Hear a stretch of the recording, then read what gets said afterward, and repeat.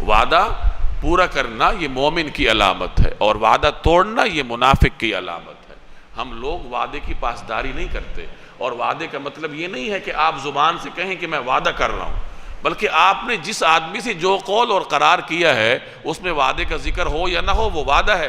آپ کسی سے کہتے ہیں کہ میں کل آپ کو پیسے دوں گا تو یہ وعدہ ہے، کسی سے کہتے ہیں کہ میں کل آپ کو ملوں گا تو یہ وعدہ ہے۔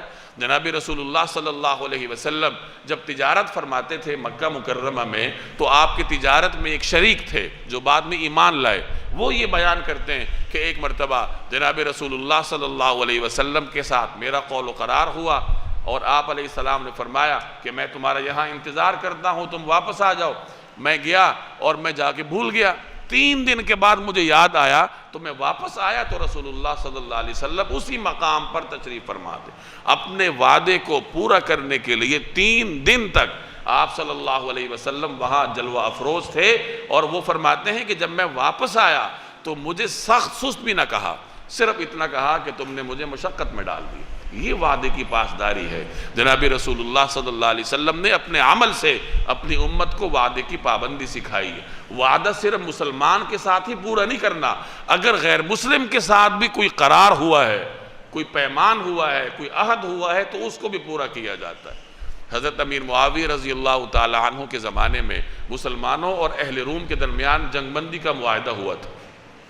اب ایک مدت تک معاہدہ تھا کہ اس مدت تک جنگ بند رہے گی۔ اب وہ مدت جب قریب آ گئی تو حضرت امیر معاویہ نے لشکر کو حکم دیا کہ کوچ کرو، اور ان کا ارادہ یہ تھا کہ جب تک ہم سرحد تک پہنچیں گے تو جنگ بندی کا دورانیہ گزر چکا ہوگا، اور جنگ بندی کا دورانیہ گزرتے ہی ہم اچانک ان پر حلہ بول دیں گے اور اللہ تبارک و تعالی مسلمانوں کو فتح عطا کرے گا۔ اس نیت سے وہ روانہ ہوئے۔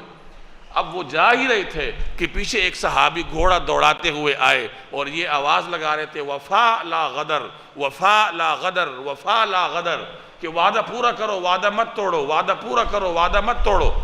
قریب آئے، حضرت امیر معاویہ سے فرمایا کہ جنگ بندی کے معاہدے کا مطلب یہ ہے کہ جب تک وہ معاہدہ باقی ہے دشمن پر حملہ بھی نہیں کرنا اور جنگ کی تیاری بھی نہیں کرنی، اور یہ جو ہم جا رہے ہیں یہ جنگ کی تیاری میں آتا ہے۔ حضرت امیر معاویہ نے جیسے ہی ان کی زبانی بات سنی، انہوں نے حضور علیہ السلام کی نسبت سے بھی کوئی حدیث سنائی جس کے الفاظ اب مجھے مستحضر نہیں ہیں، تو حضرت امیر معاویہ نے فوراً اپنا فیصلہ بدلا اور لشکر کو واپس کوچ کرنے کا حکم دیا۔ یہ صحابہ کرام کا انداز تھا کہ جب اور جس مقام پر حضور صلی اللہ علیہ وسلم کا حکم سامنے آیا وہیں انہوں نے سر تسلیم خم کیا اور اپنا سارا کچھ ترک کر دیا، چاہے انہیں ترک کرنے میں کتنا ہی نقصان کیوں نہ ہوتا ہو۔ تو مسلمان کی نشانی یہ ہے کہ وہ اپنے وعدے کی پاسداری کرتا ہے۔ منافق کی علامت یہ ہے کہ وہ وعدے کو توڑتا ہے۔ آج کل ہمارے کاروباری صورتحال آپ کے سامنے ہے کہ کاروباری آدمی کبھی بھی اپنے وعدے کی پاسداری نہیں کرتا کہ میں کل پیسے دوں گا، اگر کل وہ تقاضا کرنے کے لیے آئے تو یہ سیٹھ صاحب اس کو دفتر میں ملتے ہی نہیں ہیں، وہ بیچارہ اپنا حق مانگنے آتا ہے۔ کاروباری قرض کو اور کاروباری وعدے کو ہماری سوسائٹی میں قرض اور وعدہ سمجھا ہی نہیں جاتا، بس یہی کوشش کی جاتی ہے کہ کسی طریقے سے اس سے جان چھڑا لی جائے۔ تو خوب سمجھ لیجئے اگر اس طریقے سے کاروبار ہوگا تو وہ روزگار نہ جانے حلال ہوگا یا اس کی کیا صورتحال ہوگی۔ یہ خطرناک بات ہے، وعدے کی پاسداری کرنی چاہیے۔